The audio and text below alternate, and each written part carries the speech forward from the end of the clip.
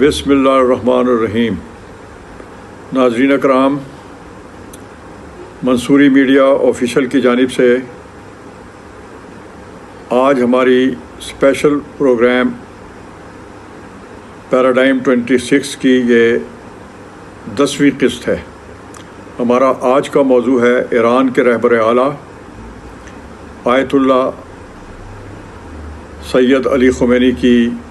شہادت کا عالمی اجتماع اور ایران کی حیات نو۔ حقیقت یہ ہے کہ جو ایک ہفتے کی تجہیز و تکفین کا سلسلے میں جو رسومات ایران میں ہو رہی ہیں، اور جس میں یہ اصل میں ایک ہفتے کی تو طوالت اسی لیے ہوئی کہ اس میں دنیا کی عالمی نمائندگی بہت بھرپور ہو رہی ہے، اور یہ بہت ہی حیرت کی بات ہے، بہت تاریخ ساز بات ہے، اور واقعی اس سے ایک پیراڈائم جو شفٹ ہے اس کی یہ ایک بہت بڑا چیپٹر جو ہے تاریخ میں لکھا جائے گا کہ یہ جو جنازہ ہے یا جو تجہیز و تکفین ہو رہی ہے، جس کو ایک ہفتے تک محیط کیا گیا، کیونکہ 100 سے زائد ممالک کے جو وفود ہیں اور سربراہان حکومت اور ریاست جو ہیں وہ اس میں شریک ہو رہی ہیں، جس میں خلیجی ممالک جن سے ایک دوری رہی ایک عرصے تک کیا، جب سے ایران پر پابندیاں لگی، جب سے وہاں اسلامی انقلاب آیا، تب سے ایک مخاصمت کی صورت پیدا ہوتی گئی جو بڑھتی گئی، وہ موجود تھی۔ لیکن آج یہ حیرت کی بات ہے کہ اس ایک ہفتے میں ایران کا وہ نقصان جو اس کو سفارتی حوالے سے ہوا کہ وہ پوری دنیا سے کٹ کر رہ گیا، اس کا معاشی پابندیاں اتنی لگیں کہ وہ ایک بائیکاٹ کی صورت تھی، اور اسے ایسا لگتا تھا کہ عالمی برادری سے نکال دیا گیا۔ لیکن اس کا صبر اور جبر اور وقار، اسی سے ایرانی قیادت نے اور ایرانی قوم نے خود کو ایک سولجر نیشن، ایک باوقار قوم اور ایک بڑی اعلیٰ اور شاندار تہذیب کی جیتی جاگتی علامت بن کے ثابت کیا، جس کا اعتراف پوری دنیا میں کیا جا رہا ہے۔ یہ صرف حکومتوں کی طرف سے نہیں، یہ صرف میڈیا کی طرف سے نہیں، بلکہ بہت بڑے بڑے تاریخ دان اور اسکالرز اور تجزیہ کار جو ہے وہ اس بات کو تسلیم کر رہے ہیں کہ ایران ایک لائیولی، ایک سویلائزیشنل نیشن ہے، اور یہ ایک یونیک اس وقت ایک قسم کا جو ہے ایک بہت منفرد اور امتیازی حیثیت ایران کو عالمی برادری میں حاصل ہو گئی ہے۔ اور بھی تہذیبی اقوام ہیں، لیکن ان کا وقار اور ان کے معاملات اور ان کی جو مجموعی حیثیت اور اہمیت ہے وہ اس طرح نہیں بنی جس طرح ایران کی آج بنی ہے۔ اس میں جو ایک تحسین کا پہلو ہے اور تسلیم کا پہلو ہے، وہ میں سمجھتا ہوں کہ وہ ہندوستان اور جو دوسری تہذیبی اقوام ہیں، جس میں چائنا بھی شامل ہے، اور دوسری آپ کہہ سکتے ہیں کئی امریکہ کو تو ابھی آپ تہذیبی قوم کو نہیں کہہ سکتے، وہ تو 250 سال کی پیداوار ہے، وہ حیثیت ایران ہی کو حاصل ہوئی ہے۔ یہ جو اجتماع ہو رہا ہے، تعزیتی اجتماع، یہ ایران کے لیے حیات نو بن گیا ہے، اسے ایک نئی زندگی مل رہی ہے۔ وہ ایک ہفتے میں عملاً وہ جو اس کا بائیکاٹ تھا، وہ جو اس کی پابندیاں تھیں، وہ ختم ہوتی ہوئی بھگ سے اڑ رہی ہیں۔ آپ دیکھیے گا، میں اس کے آج سیاسی پہلو پر بات کر رہا ہوں، اگرچہ کہ بنیادی طور پر ایک مذہبی رسومات کی تقریب ہے، تعزیتی تقریب ہے، اس کا آپ بہت کچھ دیکھ رہے ہیں، اس حوالے سے آپ بہت کچھ سن اور مشاہدہ کر رہے ہیں، لیکن میں اس کے جو سیاسی نتائج نکلتے ہوئے نظر آ رہے ہیں اور دنیا میں جو تبدیلی زمانہ کا ایک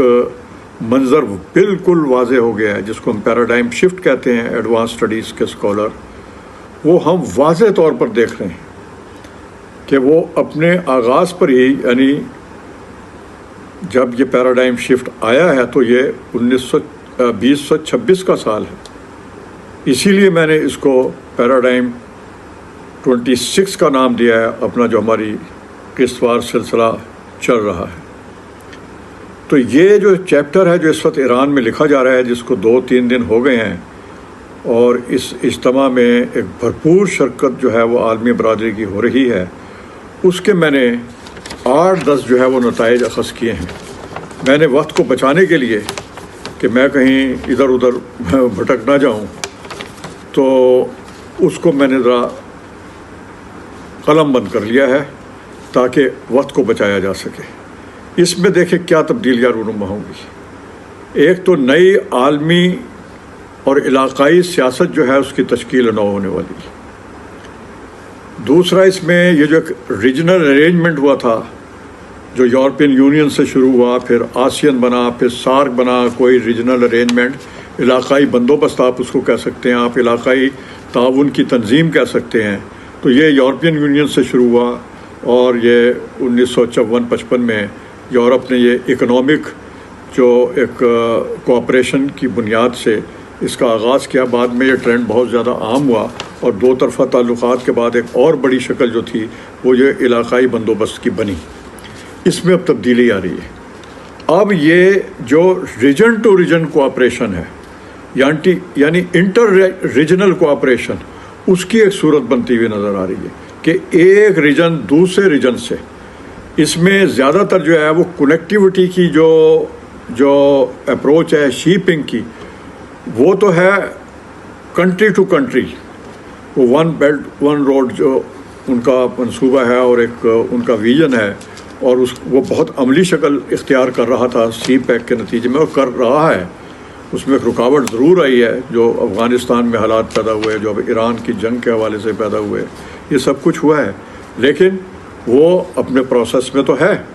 اور اب وہ بہت واضح طور پر بڑھتی ہوئی نظر آ رہی ہے۔ جو منصوبے آ رہے ہیں، جو یہ سربراہان مملکت دورے کر رہے ہیں، مغربی ایشیا کے، سینٹرل ایشیا کے، جنوبی ایشیا کے، خاص طور پر پاکستان کے، تو اس کے نتیجے میں یہ جو کنیکٹیوٹی کا معاملہ ہے یہ بہت حوصلہ افزا طور پر عملی شکل اختیار کرتا ہوا نظر آ رہا ہے۔ لیکن اس کے ساتھ ساتھ جو ریجن ٹو ریجن کوآپریشن ہے، جس طرح سینٹرل ایشیا کا مغربی ایشیا سے تعاون، خلیجی خطے کا سینٹرل ایشیا سے تعاون، جنوبی ایشیا کا آسین سے تعاون، اور آسین کا سینٹرل ایشیا سے تعاون، باہمی بنیاد پر، باہمی مفادات کی بنیاد پر۔ اب وہ جو تھا نا قومی مفادات، اب ریجنل سٹیبلٹی کی بات بہت زیادہ ہوگی، ریجنل اکنامک کوآپریشن کی بات بہت ہوگی، ریجنل اکنامک پراسپرٹی کی بہت بات ہوگی، ریجنل ڈیفنس کی بہت زیادہ بات ہوگی، کہ علاقائی جو دفاع اور سلامتی ہے، وہ جو امریکہ کا تھیسس تھا، اجتماعی سلامتی کا تصور، جو نیو ورلڈ آرڈر میں پریزیڈنٹ سینئر بش نے اپنے 5 نکاتی نقطے میں پیش کیا تھا، یہ اس سے ہٹ کر ایک تھیسس ہے جو عملی شکل اختیار کرتا ہوا نظر آ رہا ہے۔ اس میں دیکھیے جو سینٹرل ایک نقطہ یہ ہے، ایک میں نے آپ کو بتایا کہ علاقائی اور جو عالمی سیاست کا پیش منظر ہے، جو منظر تھا اس میں تبدیلی آنا شروع ہو گئی ہے۔ وہ ظہور پذیر ہے کہ علاقوں کی اور جو عالمی سیاست ہے اس میں ایک واضح تبدیلی آ رہی ہے۔ ان کے جو مفادات ہیں وہ کہیں پر سلامتی کے تھے تو وہ اب زیادہ اکنامک ہو گئے ہیں، جہاں اکنامکس کے تھے وہاں سیکیورٹی ایشوز پیدا ہو گئے ہیں۔ یہ ساری سیاست بدل رہی ہے، اور اس میں جو جیو پولیٹکس ہے، جو سیاسی جغرافیائی جو عوامل ہیں، اس میں ایک بہت بڑی تبدیلی نظر آ رہی ہے۔ اور جو دوسری شکل بن رہی ہے وہ انٹر ریجنل کی بن رہی ہے۔ اب تیسری کیا ہوگی؟ تیسری بہت اہم ہے کہ جو سینٹرل ایشیا کا جمود ہے، آپ کو معلوم ہے کہ سوویت یونین ختم ہونے کے بعد، سرد جنگ ختم ہونے کے بعد جو نیو ورلڈ آرڈر آیا سینئر بش کے تھیسس کے مطابق، اس میں کریش آف سویلائزیشن آئی۔ 5 جو اسلامی ملک کہہ لیں آپ ان کو، مغربی ایشیا کے ملک، اور افغانستان میں تباہی مچی، افغانستان سے لے کر شام تک۔ اور پھر آپ یہ دیکھیں پاکستان پر دہشت گردی کے کتنے حملے ہوئے، پاکستان اس میں فرنٹ لائن کنٹری بن کے نظر آیا۔ کہ جو جارحیت ہوئی تھی اس کے بعد بھی اس کا ایک فالو اپ چلا. پاکستان وار آن ٹیرر کا بھی جو فرنٹ لائن کنٹری بنا, وہ افغانستان سے روسی فوجوں کی واپسی کا بھی فرنٹ لائن تھا. تو پاکستان پہ اس لیے بہت زیادہ اس کا بیک گراؤنڈ جو ہے وہ اس لحاظ سے رچ ہو گیا ہے کہ اس کو مختلف قسموں کی جو جنگوں کا اور جو سفارت کاری ہے جنگوں کے حوالے سے اس کا تجربہ اس کو ہوا ہے. اور پھر جو الیکٹرانک وارفیئر میں پاکستان نے اپنا کام دکھایا. تو یہ ایک بڑا کی پلیئر کے طور پر شکر ہے خدا کا کہ ہماری اسلامی جمہوریہ پاکستان جو ہے وہ اسلامی جمہوریہ پاکستان کا ہی کوئی کردار ادا کرتی ہوئی نظر آ رہی ہے کہ اگرچہ کہ ہم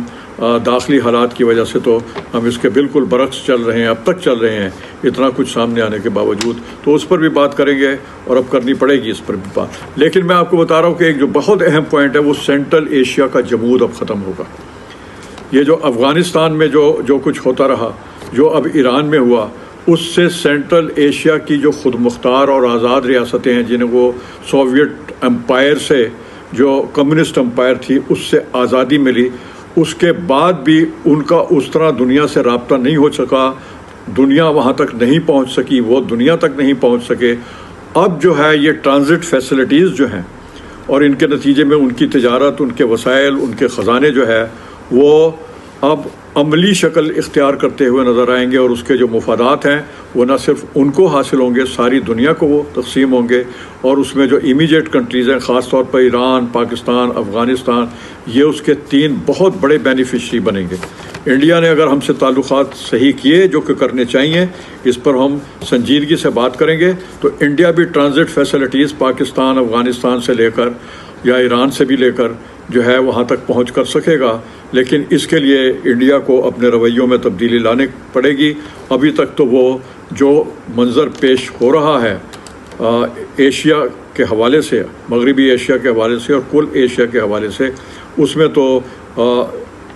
انڈیا جو ہے, بھارت بالکل تنہا ہو گیا ہے اور اس کا رویہ بھی جو ہے وہ تنہائی اختیار کرنے کا ہی ہے. اور وہ یہ خواب دیکھ رہا ہے کہ شاید امریکہ یا مغرب سے ہم کوئی بہت بڑی طاقت جو ہے وہ بنے گی اور اس سے ہم اتحاد کر کے جو ہے وہ ہم بھی ایک تیسری یا دوسری عالمی طاقت شاید بن جائیں گے. تو یہ ایک خواب خرگوش ہی نظر آ رہا ہے جو موجودہ حالات میں ہے.